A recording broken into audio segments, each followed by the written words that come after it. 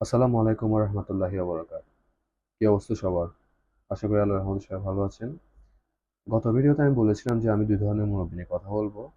কিন্তু আসলে আমার ভুল হয়েছে। আমি ২ ধরনের না, আমি ৩ ধরনের মুরব্বি নিয়ে কথা বলবো। তো আজকের ভিডিওতে আমি ২য় নাম্বার মুরব্বি নিয়ে কথা বলবো। যেসব মুরব্বিগুলোর শত্রু হচ্ছে বাচ্চা। ঠিক আছে? তো আমি বাচ্চা কেন বলতেছি আমি বলি। আপনি যখন মসজিদে যাবেন তখন দেখবেন যে অনেক মুরব্বি রয়েছে যারা বাচ্চাদের বকা দিয়ে একপাশে পাঠিয়ে দিয়ে ধমক দিয়ে এদেরকে বলে, "এ করো না, সে করো না।" হ্যাঁ? দুষ্টুমি তো করবেই বাচ্চারা, ঠিক আছে? কিন্তু তাদেরকে ধমকি দেওয়া বা ধমক দেওয়া বা একপাশে করা বা মারা এটা আসলে উচিত না, সত্যি বলতে গেলে। আর আমি বলি, অনেক মুরব্বি আছে যারা বলে যে বাচ্চাদেরকে মসজিদে না আনার জন্য। আছে অনেক বাংলাদেশে অনেক মুরব্বি আছে যারা বলে বাচ্চাদেরকে মসজিদে না আনার জন্য। তো আমি আপনাদেরকে আজকে কিছু কথা বলি এইসব মুরব্বি নিয়ে। আচ্ছা, তার আগে আমি বলি যে আজকে আমি বলি যে আমার লাইফের একটি ঘটনা বলি।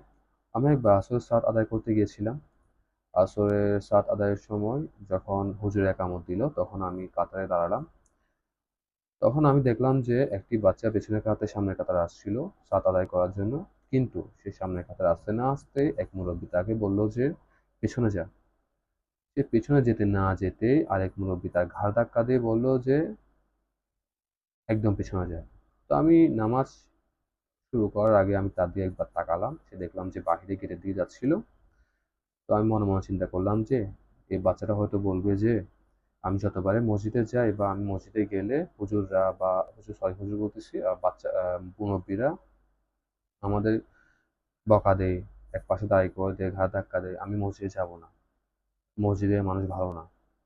তো সে বাচ্চাটা এরকম চিন্তা করবে এবং তার মন মানসিকতা ওইভাবে বেড়ে উঠবে। সে বলবে যে ইসলাম ভালো না, এই না, সে না। অনেক কিছুই বলবে। শুধু জাস্ট ২ ব্যাকুল মুরব্বিগুলোর কারণে। বুঝেন নাই? তো নামাজ শেষে আমি মুরব্বিরে জিজ্ঞেস করলাম যে, "আপনি এগুলো কেন করলেন? এগুলো তো উচিত হয়নি।" ১ম মুরব্বি আমার কথায় সাড়া দিল এবং বলল যে, "হ্যাঁ, এটা ভুল হয়েছে আমার। আমি নেক্সট টাইম আর করব না।" কিন্তু 2nd যে মুরব্বি রয়েছে সে তো আমার উপর রেগে গেল। তো যাই হোক, এটা অনেক লম্বা বিষয়। এটা নিয়ে বলব না। আপনাদের বলি যে বাচ্চাটাকে ঘাড় ধাক্কা দিয়ে বের করে এসে ওই বাচ্চাটার বয়স ৮ থেকে ৯ বছর হবে বা ১০ বছর ধরতে পারেন আপনি। এরকমই হবে। তো আমি আপনাদের বলি যে যেসব বাচ্চা ৭ বছরের নিচে রয়েছে সেসব বাচ্চাকে মসজিদে না আনলেও চলে। কিন্তু আনলে ভালো। তারা ছোটকালে যে শিক্ষা পায় সেটা সারা জীবন কি গেঁথে রাখে মাথায়। বুঝছেন? ৭ বছরের নিচে হলে আনলে ভালো, না আনলেও সমস্যা নেই। কিন্তু ৭ বছর হলে তাকে পিটিয়ে হোক, আদর যত্নে হোক বা লোভ দেখিয়ে হোক, তাকে মসজিদে পাঠাতেই হবে। বুঝছেন? তো আমাদের সমাজের ব্যাকুল মুরব্বিগুলো কিন্তু তারা বুঝে না এগুলা। আমি ওদের কেমনে বুঝাই যে আবু বকর সিদ্দিক রাদিয়াল্লাহু তাআলা আনহুর পুত্র যখন ১০ বছর বয়স ছিল তখন সে ইমামতি করেছে। তো সে যদি ইমামতি ১০ বছর বয়সী একজন ছেলে যদি ইমামতি করতে পারে তাহলে সামনের কাতারে বাচ্চা নামাজ পড়তে পারবে না কেন? কারণ হচ্ছে যে আমাদের সমাজের ব্যাকুল মুরব্বিগুলা পড়তে দিবে না। সিম্পল কথা। তো বাহিরের দেশে দেখি যে মসজিদে ইমাম সাহেবরা বলে, মুসল্লিদের বলে যে যেদিন থেকে মসজিদের পেছনের কাত থেকে বাচ্চাদের আনাগোনা শোনা যাবে না, সেদিন থেকে আমাদের পরবর্তী প্রজন্ম বিপদে রয়েছে এটা মেনে নিতে হবে বা আমাদের আশঙ্কা থাকবে।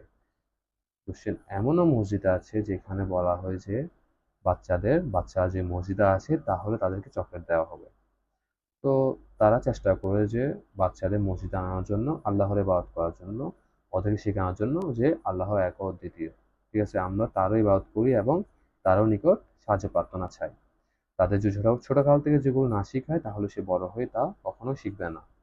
ছোটকাল থেকে কোনো কিছু শিখালে তা সারা জীবন তার মাথায় গেঁথে রাখবে। বুঝছেন? তো আমি সেই মুরব্বিগুলোদের বলছি, ব্যাকুল মুরব্বিগুলোদের বলছি, বাচ্চারা মসজিদে আসলে কাইন্ডলি তাদের সাথে এরকম আচরণ করিয়েন না। তাদের বোঝান যে নামাজ পড়ার জন্য বুঝছেন? আমি সব মুরব্বির কথা বলছি না। আমি শুধু জাস্ট স্পেসিফিক সেই মুরব্বিগুলোর কথা বলছি যারা এসব কাজ করে।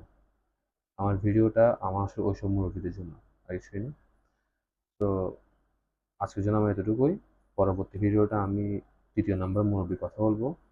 যে ৩য় নাম্বার মুরব্বিটা রয়েছে, সেই মুরব্বিটা হলো যে এই ২ টা ১ম ও ২য় থেকে অনেক ডেঞ্জারাস। তো আশা করি সেই মুরব্বিটা সবাতে সেই মুরব্বি না। আশা করি সেই ভিডিওটা সবাতে ভালো লাগবে। অ্যান্ড সবাই ভালো থাকবেন। আসসালামু আলাইকুম।